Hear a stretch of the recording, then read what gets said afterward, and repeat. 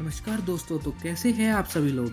चलिए the world of facts की इस दूसरी वीडियो को स्टार्ट करते हैं और जानते हैं कुछ बहुत ही रोमांचक फैक्ट्स को। दोस्तों, प्रेजेंट टाइम में जर्मनी में बॉम्ब्स का मिलना एक बहुत ही आम बात हो चुकी है। वर्ल्ड वॉर की वजह से जर्मनी में बहुत सारे बॉम्ब्स आज भी पाए जाते हैं। सन 2011 में जर्मनी में 5500 से भी ज़्यादा अनएक्सप्लोडेड बॉम्ब्स मिले थे, जिसमें एम्यूनेशन, ग्रेनेड, हैंड माइंस और काफ़ी अलग प्रकार के बॉम्ब्स थे। आज भी लोग यह नहीं जानते कि अब भी कितने बॉम्ब्स स्टिल ग्राउंड के नीचे प्रेजेंट है, पर एक एस्टिमेशन के हिसाब से अभी भी ज़मीन में करीबन 1 लाख अनडिफ्यूज्ड बॉम्ब्स है, जिन्हें डिफ्यूज करना बेहद ज़रूरी है क्योंकि रेडिएशंस की वजह से वो किसी भी टाइम फट सकते हैं। दोस्तों, जो ये लंबा सा डिजिट आप देख रहे हैं जिसमें 6 के बाद इतनी सारी जीरोस है, ये असल में अर्थ का वेट है। इसमें 6 के बाद 24 जीरोस है और ये अर्थ का केजी में वेट है। अब दोस्तों, हम सब के मन में यह सवाल उठना जायज़ है कि साइंटिस्ट्स को यह अर्थ का वेट पता कैसे चला। ये तो है नहीं कि अर्थ रोज सुबह उठ के अपना वेइंग मशीन पे वेट तोलती है, पर इसका साइंटिफिक रीज़न यह है कि अर्थ की उसकी खुद की ग्रेविटेशनल पुल है, जिसकी वजह से अर्थ अपनी तरफ हर ऑब्जेक्ट को अट्रैक्ट करती है। इसी के मदद से साइंटिस्ट ने अर्थ का वेट निकाला है। चलिए मैं आपको एक एग्जांपल देता हूँ। सपोज कीजिए कि आपके पास 2 बॉलिंग बॉल्स है। अब आप उन दोनों को साथ में रखेंगे तो वो दोनों बॉलिंग बॉल्स एक दूसरे को अट्रैक्ट करेंगी, पर वो अट्रैक्शन पुल इतना स्लाइट होगा कि हमारी ह्यूमन आइज से उसे डिटेक्ट करना इम्पॉसिबल है, पर हाई ग्रेडेड साइंटिफिक इंस्ट्रूमेंट्स के जरिए हम उसे डिटेक्ट कर सकते हैं। दोस्तों, एक डॉक्टर बनना एक आसान जॉब बिल्कुल भी नहीं है। इसमें काफ़ी सारी परेशानियां हमें फेस करनी पड़ती है और काफ़ी हार्ड एग्जाम होते हैं। पर अगर आपको एक ऑस्ट्रेलियन एंटार्क्टिका में डॉक्टर बनना है तो उसके लिए आपको और कठिन परीक्षाएं देनी पड़ेंगी। वहाँ पे सिर्फ वही डॉक्टर बन सकते हैं जिन्होंने अपनी अपेंडिक्स खुद निकाली हो।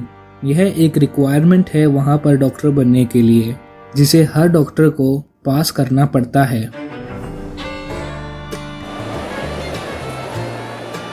दोस्तों, हम अपनी आजकल की रिक्वायरमेंट्स फुलफिल करने के लिए शॉपिंग मॉल्स में जाते हैं। कुछ ऐसा ही एंशिएंट रोमन्स भी करते थे। उनके भी शॉपिंग मॉल्स होते थे। यह जो आप अपनी स्क्रीन पर बिल्डिंग देख रहे हैं, यह एक मल्टी स्टोरी मॉल है। इसको तारंजिन्स मॉल के नाम से भी जाना जाता है, जो कि रोम, इटली में मौजूद है। इसमें काफ़ी सारी शॉप्स है, अपार्टमेंट है और इसकी खास बात तो यह है कि यह बिल्डिंग आज भी फुली फंक्शनल है। दोस्तों, डॉग्स को इंसानों का बहुत ही अच्छा साथी माना गया है। वे इंटेलिजेंट होने के साथ साथ बहुत ही समझदार भी होते हैं। साइंटिस्ट ने यह पता लगाया है कि एक डॉग का दिमाग 2 साल के बच्चे के जितना होता है और एक डॉग 250 शब्द समझने की क्षमता रखता है।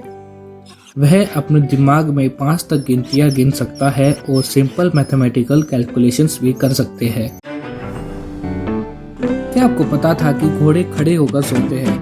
पर इसके पीछे का कारण क्या है? तो वो यह है कि कई 100 साल पहले बहुत सारे युद्ध छिड़े रहते थे, हर जगह लड़ाइयाँ होती थी, तो घोड़ों को वहाँ से एक ही दम भागना होता था अपनी जान बचाने के लिए।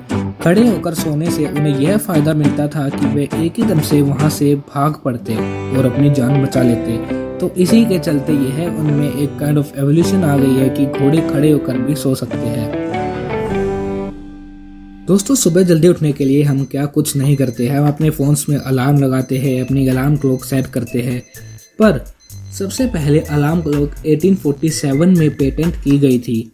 उस टाइम पर वो काफ़ी ज़्यादा महंगी होती थी और लोग उन्हें अफोर्ड नहीं कर पाते थे, पर लोगों को फिर भी काम पर जाने के लिए जल्दी उठना पड़ता था। इसी वजह से एक सस्ते तरीके की बहुत सख्त आवश्यकता थी उस समय पर जल्दी उठने के लिए। तो इसी समय पर नौकर अप्स नाम के लोग आए, जो रोज सुबह उठकर लोगों की खिड़कियों पर नॉक करते थे और उन्हें जल्दी उठाते थे। पर इसके कुछ ड्रॉबैक्स भी थे। सुबह जल्दी नॉक करने की वजह से लोगों के नेबर्स डिस्टर्ब होते थे और वो कंप्लेन करते थे। पर कुछ लोगों को इससे फायदा भी होता था और वो फ्री में सुबह जल्दी उठ जाते थे। तो इस समस्या का हल भी बहुत जल्दी निकल गया। नौकर अब एक लंबी डंडी का इस्तेमाल करने लग गए और अपने क्लाइंट के विंडो पेन पर नॉक करने लग गए बजाय उनके डोर पे। इससे उनके नेबर्स भी डिस्टर्ब नहीं होते थे और लोग फ्री में भी नहीं उठ पाते थे। एस्ट्रोनॉमर फ्रेड होली वो पहले इंसान थे जिन्होंने यह पता लगाया कि अगर हम अपनी गाड़ी आसमान की तरफ 95 किलोमीटर पर आवर की स्पीड से चलाएं तो हमें स्पेस में पहुंचने में कितना टाइम लगेगा। पर चलिए मान लेते हैं हम अपनी गाड़ी से स्पेस में नहीं सीधा मून पे जाना है, तब कितना टाइम लगेगा। चलिए आप बताइए हमें कितना टाइम लग सकता है स्पेस में जाने के लिए। क्या आपने सोच लिया? दोस्तों मैं भी आपका जवाब जानना चाहूंगा, तो इसीलिए प्लीज अभी जाकर कमेंट सेक्शन में कमेंट कीजिए और बताइए कि आपने कितना समय सोचा था मून पर पहुंचने के लिए, कितना समय लगेगा। तो दोस्तों मैं बताता हूं आपको, अर्थ और मून के बीच में करीब 4 लाख किलोमीटर का फासला है। अगर हम इस फासले को 95 किलोमीटर पर आवर की स्पीड से तय करें तो हमें मून पर पहुंचने में करीबन 6 महीने लगेंगे। जी हाँ, ये जवाब बिल्कुल हैरान कर देने वाला है और मुझे पता है बहुत कम लोगों ने इसके आसपास गैस किया होगा। प्लीज़ अपना कमेंट सेक्शन में ज़रूर लिखिए कि आपने क्या गैस किया था। तो चलिए अब अगले फैक्ट की तरफ बढ़ते हैं। दोस्तों गाड़ियों को दूर से खोलने के लिए हम कीलेस एंट्री का इस्तेमाल करते हैं, पर कभी कभी वह भी काम नहीं आता।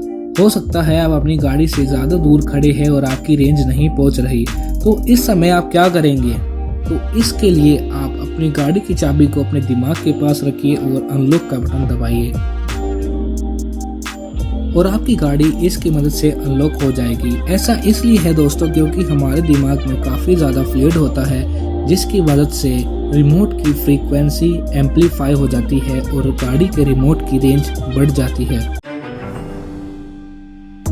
दोस्तों ये जो बड़ा सा डब्बा आप अपनी स्क्रीन पर देख रहे हैं, ये कुछ और नहीं बल्कि IBM द्वारा बनाई गई सबसे पहली हार्ड डिस्क है, जो कि सन 1956 में बनी थी और इसकी क्षमता सिर्फ 5 MB डेटा स्टोर करने की थी और इसकी कीमत $50,000 थी। उस समय 1 MB डेटा स्टोर करने की कीमत करीबन $10,000 होती थी। अगर हम इसे रुपीस में कन्वर्ट करें तो 7 लाख रुपए 1 MB डेटा स्टोर करने के लिए।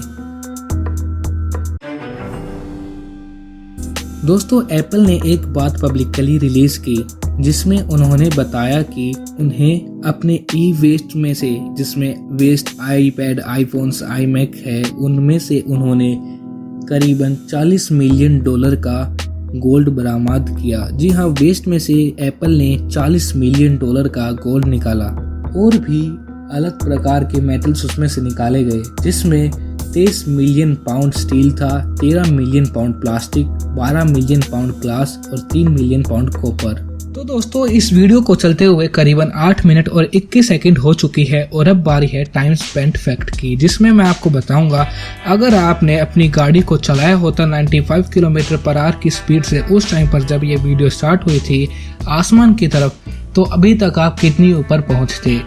तो 8 मिनट और 21 सेकंड में, वो भी 95 किलोमीटर पर आवर की स्पीड से चलने से आप अभी तक आसमान में 12.6 किलोमीटर ऊपर पहुंच जाते। तो दोस्तों आप अर्थ की ट्रोपोस्फीयर को पार कर चुके होते हो और आप अभी लगभग उस हाइट पर होते जिस हाइट पर एरोप्लेन उड़ते हैं। तो चलिए इस वीडियो में इतना ही और प्लीज़ अगर आपको वीडियो पसंद आई तो लाइक ज़रूर कीजिएगा और चैनल को सब्सक्राइब ज़रूर कीजिएगा। धन्यवाद।